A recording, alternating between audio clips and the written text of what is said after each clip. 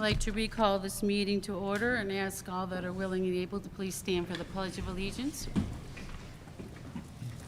I pledge allegiance To the flag of the United States of America and to the republic for which it stands, one nation, under God, indivisible, with liberty and justice for all. Start with some introductions. Good evening, I'm Diane McBride, Board President, and we'll go to my right. Good evening, I'm Karen Flanagan, School District Clerk. Good evening, Jennifer Laird, School Board Member. Good evening, May Abdullah, Board Member. Good evening, Nelana Salm, Assistant Superintendent of Student and Family Services. Hi, Andy Whitmore, Assistant Superintendent of Finance and Operations. Good evening, Dina Wilson, Assistant Superintendent for Instruction. Good evening, Pat McHugh, Assistant Superintendent for Human Resources and School Accountability. Hello, James O'Brien, Board Member. Good evening, Nikki LaPlaca, Board Member. George DeMarteau, Attorney for the District. Bo Wright, Superintendent of Schools. All right, I'd like to remind everyone to pull the microphone as close to you as possible to be heard via the live stream as well, because even though we may hear each other, it's not necessarily picking up on the stream, and we want everybody out there to be able to hear us, so thank you for that. Agenda review, any additions or changes to our agenda? All right. Any announcements? All right, I don't see any. So this would normally bring us to the board member report from our student representatives, but I don't see them here this evening. They were with us at the last meeting, so we may hear from them the next time. This brings us to our public forum. This is where audience members can address the board on items of interest not on the agenda.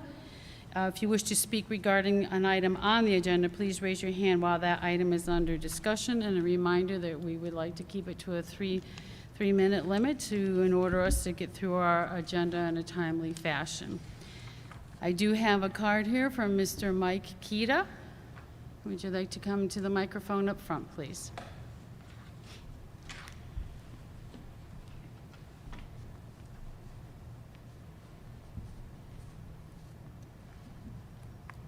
Hello, everyone. Can you hear me? Yeah. No, I can't hear you. You can't? Is that better? Yes. All right. Thank you. All right. So, obviously, pretty accustomed to coming to these and will continue to come. If it sounds like a broken record, I think it's good. The push will continue to show that to see that we're in his corner and get him what he needs and deserves. And to still understand here and make everyone else understand that the playing and learning field is not level here. And he needs to see it's okay to voice your concern in a public forum to get people to act and to develop real solutions. So what has passed? 3 months since we've proactively tried to push for this upcoming school year. First quarter obviously ends Friday already, which obviously, just like this whole year, it's a blur, right? It's gone faster for everything. No change, no real discussion for a solution to provide the proper individual education for Mark and other students like him, I think. I think every angle and part should be looked at and discussed to figure out how to get these kids that need in-person instruction in more than 2 days a week. If you realize or count the numbers, just to put it out there, it's 14 days of in-person instruction for the first quarter that he'll receive. I don't know how a kid with a learning disability even stays on track, let alone succeeds in that, or tries to teach himself with that disability. You break it out and add in the second quarter as it's projected, that's 33 days in total of in-person instruction. Again, how does he not stay on a successful track and not fall further behind as another quarter has already passed his education by that he can't get back? Question on transportation. I think, that was the big key, right, of one of the hurdles of K through 6 not getting there 5 days a week. I've personally seen less kids at the bus stop or whatever it might be. So has numbers or has it been kept track for attendance on bus transportation and ridership over the first quarter of 2 months? Is there that extra space to maybe squeeze in if that was one of the biggest hurdles in the beginning of the year. So I'd like to see that and see what that is. Are kids really taking the bus, or everybody say that they were, or whatever the case might be. For most people, I've heard that there's very few kids on the bus, and more kids probably being driven. So I'd like to see that. Question on ICOD numbers, just to look at every specific angle, how to chisel away to try to get this select group of kids in there than more than 2 days a week, specifically in grades 4 through 6 where he falls. How many kids are actually deemed special ed kids in those classrooms? What does it actually look like to take a small step forward to get those handful of kids in that, extra days of that, whatever it might be, repeat or just in school, in person? And so, again, goes to every little angle to try to chisel away to get them more in-person instruction.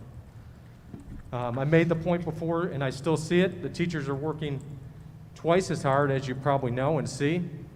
And I hear that and I see that, and I feel for that, because they are trying to do their job at the best of their abilities. It's the same number of students, and the students are getting half the level of in-person or instruction at all, which is unfortunate. That's not a recipe for success or sound like a best practice to me. And unfortunately, the students that suffer the most and who can't handle that are students like Mark, that have a challenge of learning from the computer only, with little to no guidance of instruction on their virtual days. And I know my wish, and I know Mark's wish as well, is that this board and the administration show the same level of effort he puts forth in the classroom for the 2 days a week he's able to attend. And obviously, we've pushed for that for 3 months, and we'll continue to push for that. But obviously, we see if 1 quarter has passed already. Add that up with what's last year, it's really a struggle, and we'll continue to push and hopefully to start seeing some real solutions here to be discussed. Thank you. Thank you. Is there anyone else in the audience that would like to speak during public forum? All right, seeing none, that brings us to consent agenda items for routine matters. It's items 7A through E, and I'll take a motion to accept those. Jennifer, Mrs. Laird, Mr. O'Brien, all in favor? Aye. Aye. Any opposed? Motion carries 5-0. I apologize, I did not note at the beginning of this meeting that Mrs. Trzynski is under the weather this evening, so I apologize for that.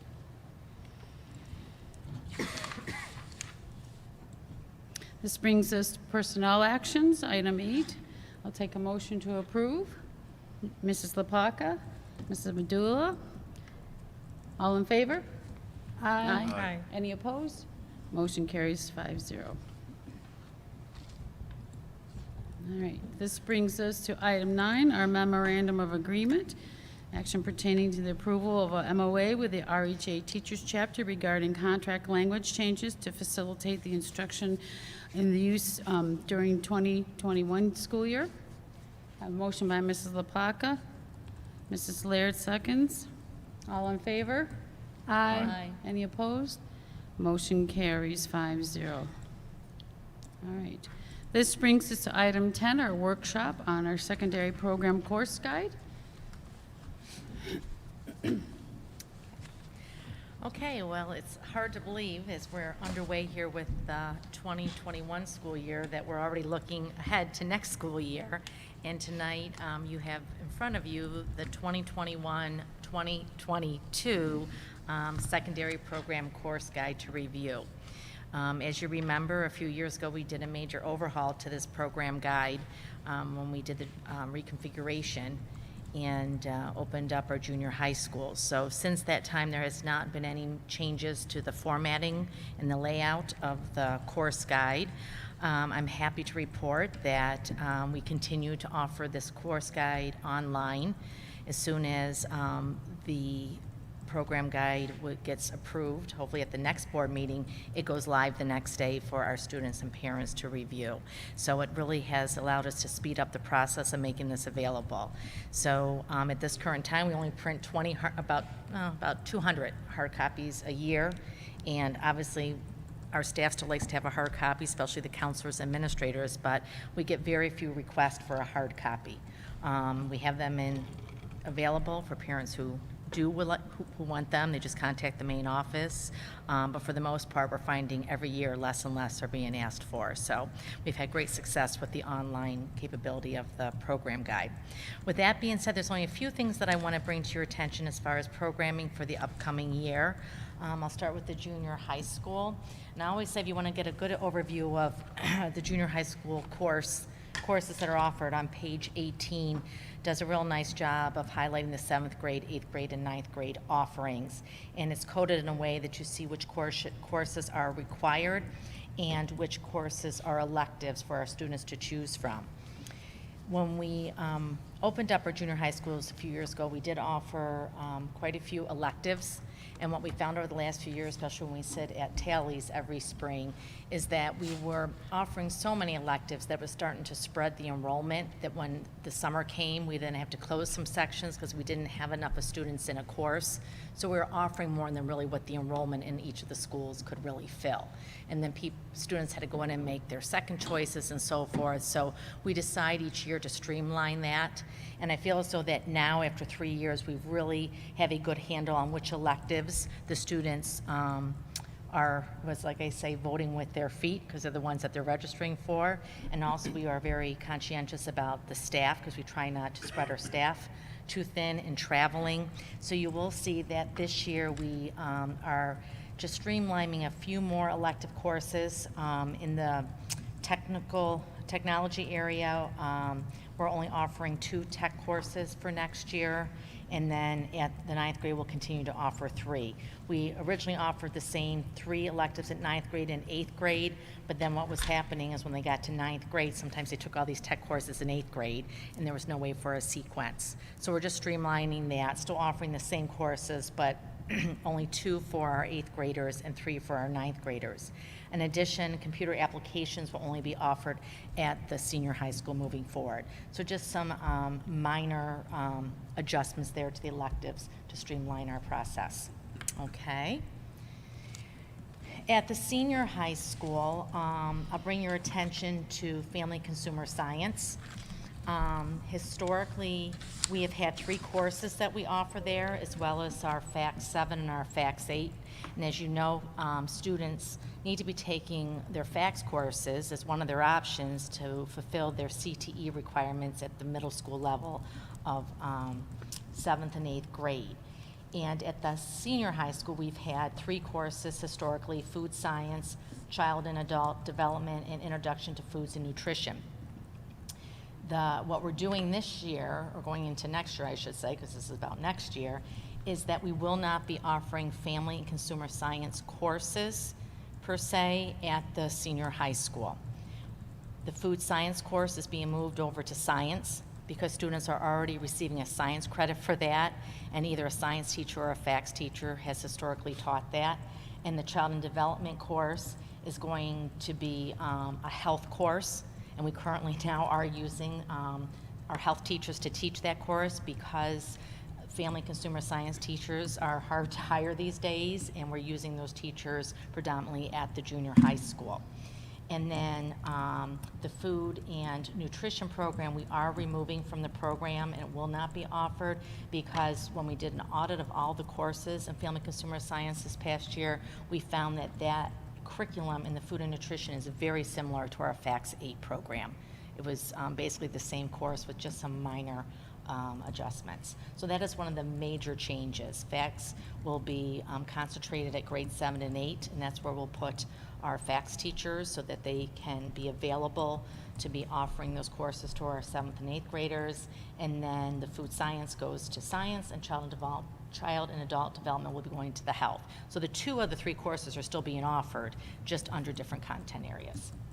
And it's just a pattern that's evolved because unfortunately family consumer science teachers, You can't find them. you can't, it's not an area that colleges are providing programming in. With that being said, this past year we did provide a health online course quickly. We put it together. Our health teachers did a great job working with our Director of Science and Health, and we'll be continuing that on moving forward, just like we do with the civics and economics.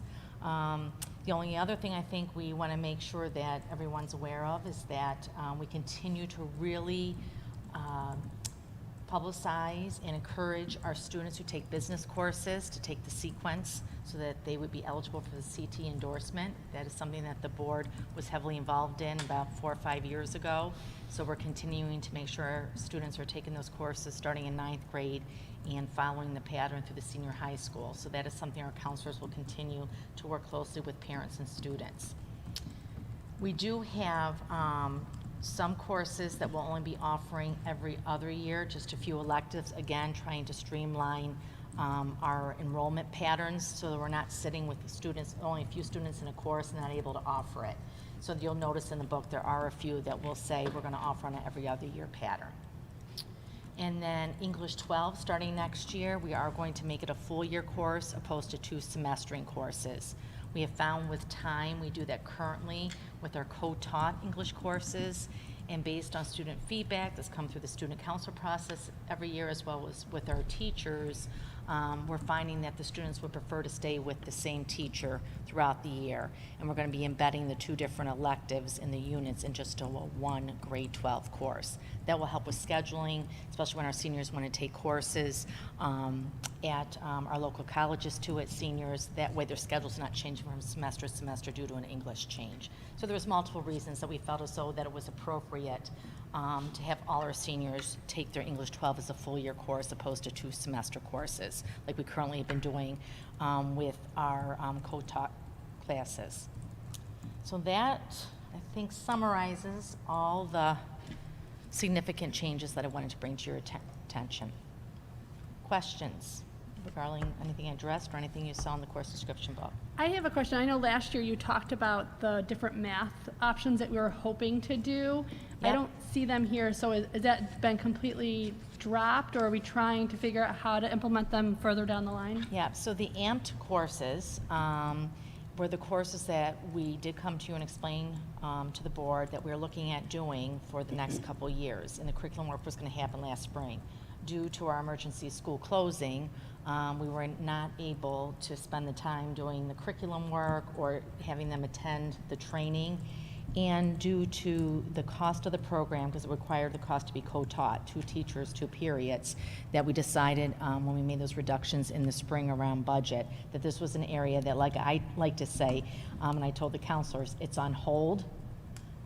It's not like we're not going to offer it, but we were not going to be able to even offer it next year because all that course training would have to occur this year. And due to COVID, the training isn't even being offered right now. Okay. So it's on hold. I did have that note here. I had it circled. I missed that one. Thank you. Yeah. Any other questions? All right. So this will come back to us. So next week, you will take a vote on this as a consent item, and then Okay. we'll move forward with the process. All right. If you have any questions in between now and then, you know where to send them to. You send Mrs. Wilson there. Yeah, just a shout out to the program directors, the counselors, the teachers that give feedback. This is definitely a team effort. It starts in August, and I'm very proud of the courses that we offer and the hard work that goes into it. So kudos to the staff for all the hard work that goes into developing these programs and continually offering them. Thank you. This brings us to the superintendent's report. Okay. There were a number of items that were submitted as written reports. They are the school accountability report, the student enrollment summary, out-of-district placements, the demographic trends report, class size report, and an update regarding Cub Care. Are there any questions regarding any of those submitted written items?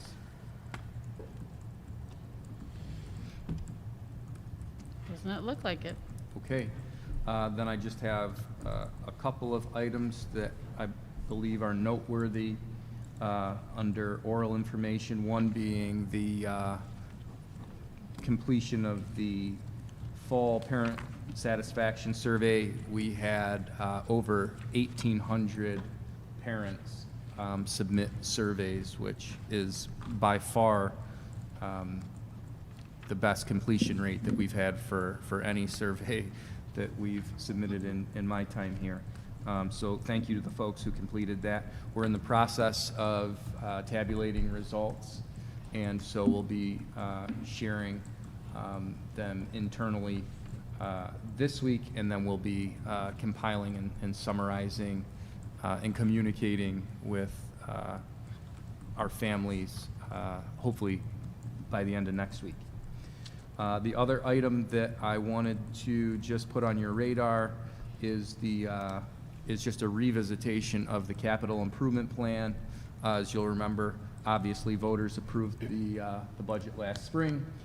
The board subsequently approved the transfer to capital in support of various projects throughout the district, which include roof upgrades, upgrade to fire alarms, clock systems in certain buildings, along with other classroom and building enhancements, one of them being the Roth locker rooms. So we're in a place where we'd like to move forward with the design of those projects with a target completion date of 2022. Are there any questions? And are you okay to move forward with our planning? We just want to make sure that everyone is okay with us moving forward into the design stage. See everybody nodding yes. Okay, then we will plan to do that. Thank you very much. That concludes the superintendent's report. All right. Brings us to new business, the board budget, first quarter report. Any questions on that? Not a lot going on, seeing we are not able to go to conferences or different trainings in person. I will mention that this weekend for me is the business meeting for our state association. I had my training yesterday, an hour and a half. It'll be interesting because they're anticipating 255 of us on a Zoom meeting to conduct the business of the state association, so we'll see how that goes. Have fun. I remember I kind of put my hand up for that, didn't I? So at my end, the orientation went really, really well, and so, and I bring that up because to attend the business meeting, it's free. So there was no dollars being spent on that piece. So I'll let you know how it goes. All right. This brings us to item 13, our board member reports. And the first one up is the information exchange, which Mrs. Straczynski would have reported on. But maybe Ms. Anselm can give us the details of that meeting. Sure. At this time, Rush-Henrietta was on display, so Diane did a great job in terms of presenting to the information exchange group on keeping equity and inclusion in mind as they reopen school. She talked about some of the work that we did this summer as well, and as we move forward, even with mental health. So she intertwined mental health, equity, and inclusion all in one presentation. And the feedback that we got was that it was a great presentation, and folks wrote us some emails and said thank you. That was one of the best presentations they had. And my understanding is RH will be presenting again at Information Exchange down the road if... Yes, we have 2 other presentations that we've signed up for because, again, our interest is to really brand our district and really tell people about the good things that are happening here. As we said in Diversity and Inclusion Steering Committee, many of the individuals sitting around the table were giving us credit for all of the things that we're doing here. And it's time that we also let people know what we are doing. And so in January, we are presenting on ENL. And then again in April, we're thinking about doing something with community relations. Great. And those folks have done an awful lot of work in community relations, so we can toot their horn for them. All right. Next up is Instructional Space Committee.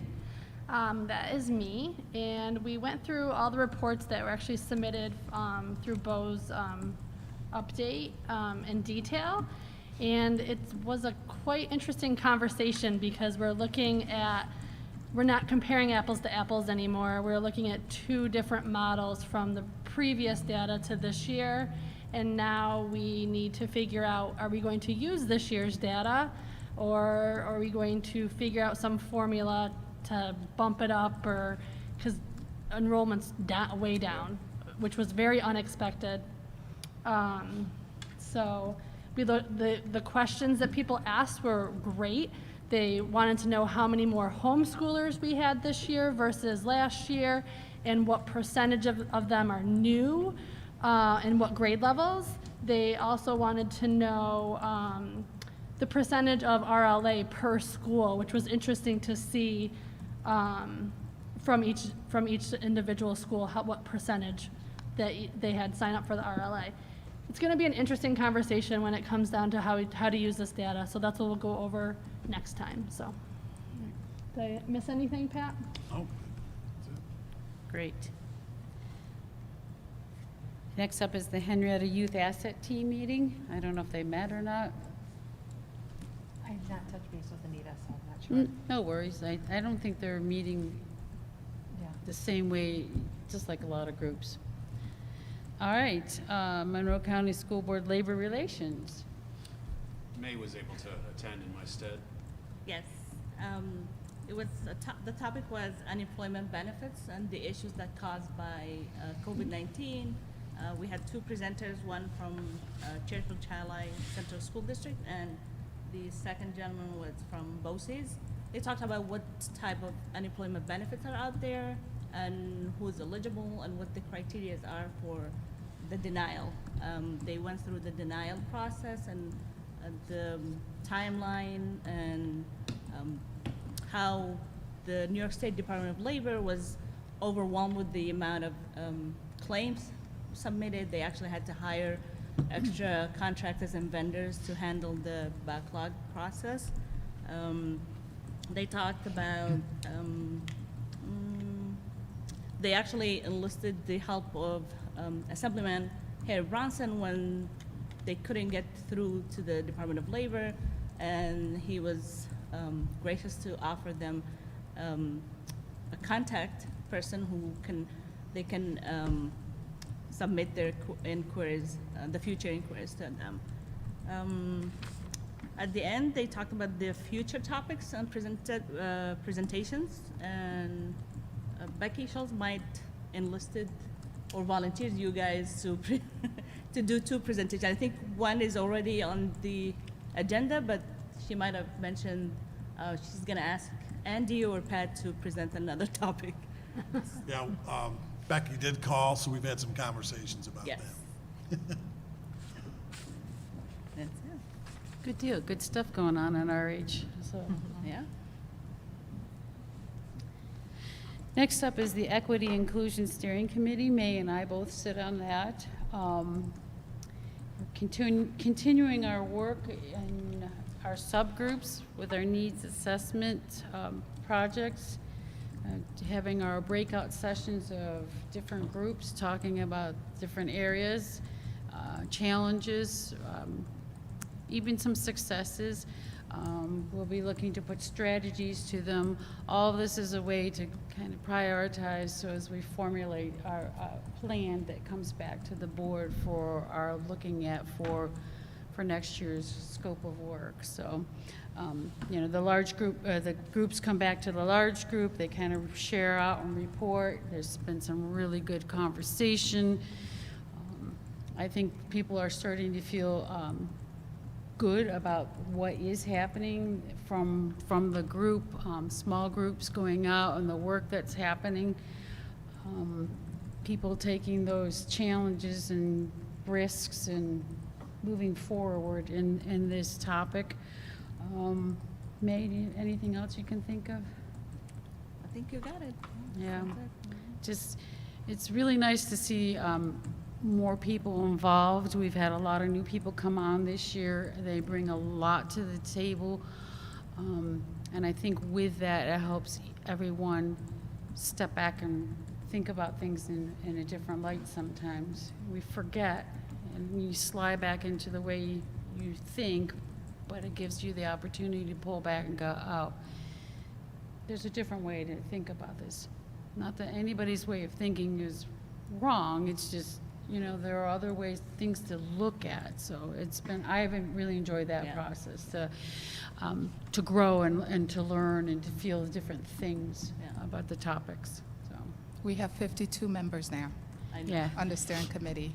And the next thing that U of R will be doing is doing some focus groups with students because their voices are truly important. So we wanted to say that that's going to be happening. And the group's really happy about that, because that's a piece that we've been saying for quite a while, is we need to have more student voice involved in the conversation as we focus on our students. Yeah, a lot of good work happening, and Yeah, it's exciting work. exciting, yeah. All right. That brings us to MPAC. And May, you want to report out? I don't actually have my notes with me. I expected. You know, it was, in my mind, it was just more about the fact that we had Diane Wynn with us again to report out about what's been going on with the Equity Inclusion Committee, and I forget how many people were with us. 23. Yeah, I know.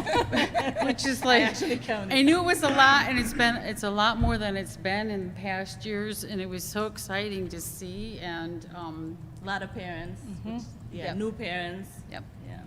Well, the challenge is to the group at the end of each meeting is, if you found this information helpful, please share and bring somebody else to the meeting. And they really took it to heart and then brought folks to the meeting, and which is really great, because then Diane was able to express what the Equity Inclusion Committee is doing, what the district is doing. And I think those parents were happy to see the progress we were making and understanding that we have a ways to go, but together with their input as well, we're going to make some good strides. Yeah.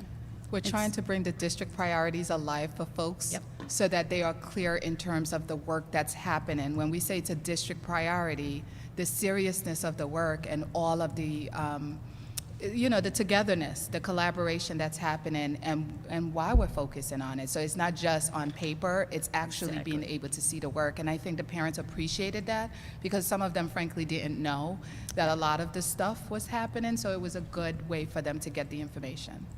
And I think that everybody really gets it, that this is not the sprint. This is going to be a marathon to do it right. And we want to do it right, and we want to be the leaders in doing it. So, exciting meetings lately. I've been enjoying them. All right, is there anything else? I'm kind of looking at my watch going, what happened here? But our last meeting, we had a very, very, very full agenda, and we had policy, so that took us a while to do that justice as well. So anybody else have any other information that needs sharing out? All right, then I will ask, Mrs. Laird said something that she would help us with the board recap, so I'll turn to her. Let me take a look at these notes. Everything has passed this evening, and it looks like Rush-Henrietta is shining through our work with different groups, being able to present at different committees throughout the community.